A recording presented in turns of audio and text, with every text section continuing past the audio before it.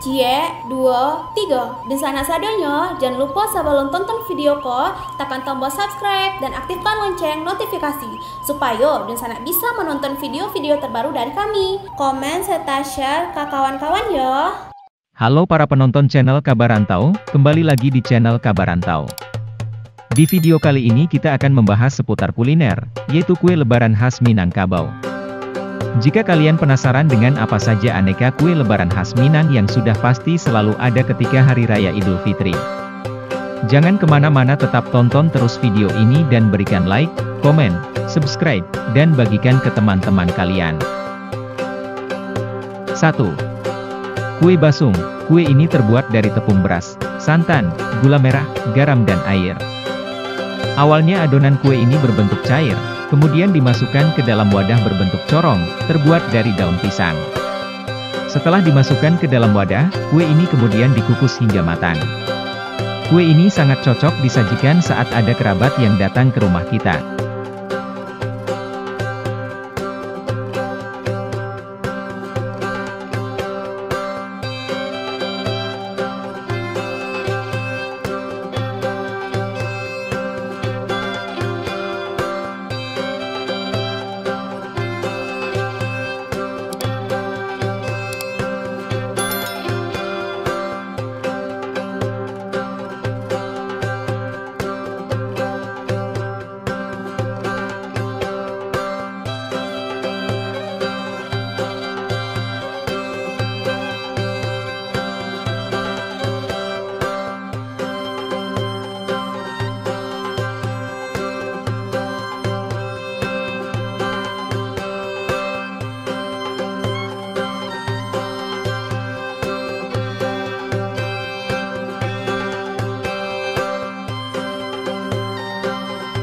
2.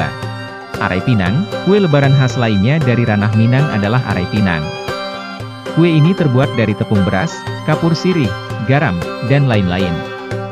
Camilan ini mempunyai rasa gurih, renyah, pastinya mempunyai aroma minyak kelapa yang cukup khas.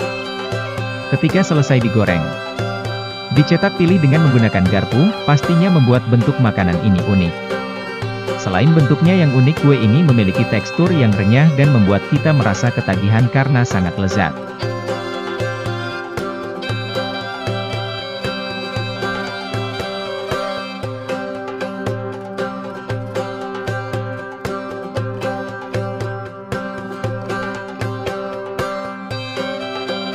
Tiga. Kue sapik.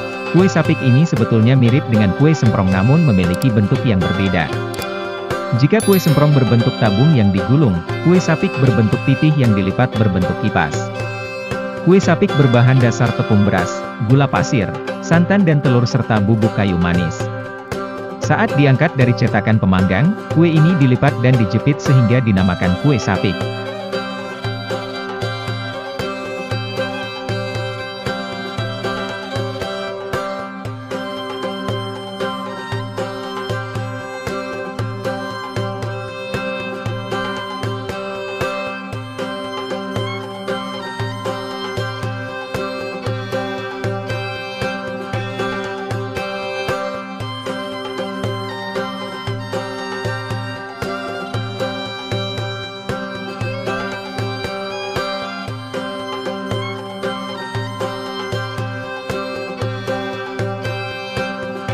4. Kue sagun bakar.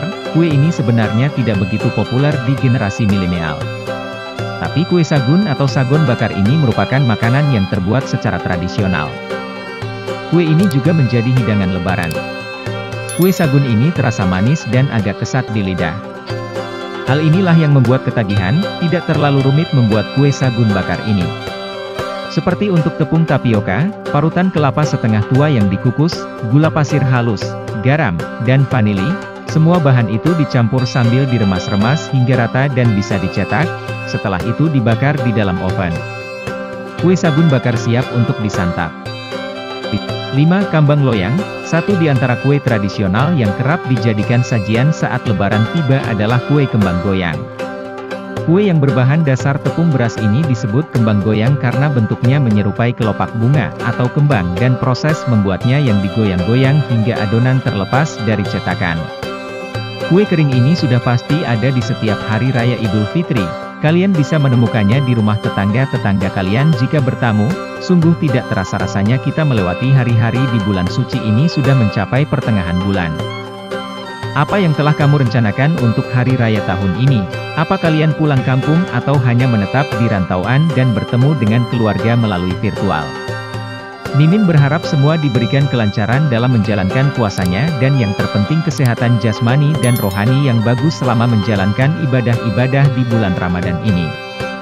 Kira-kira makanan apa yang akan kalian sediakan di ruang tamu untuk para tamu kalian nanti? Jika kalian mempunyai saran boleh tulis di kolom komentar. Sampai jumpa di video selanjutnya.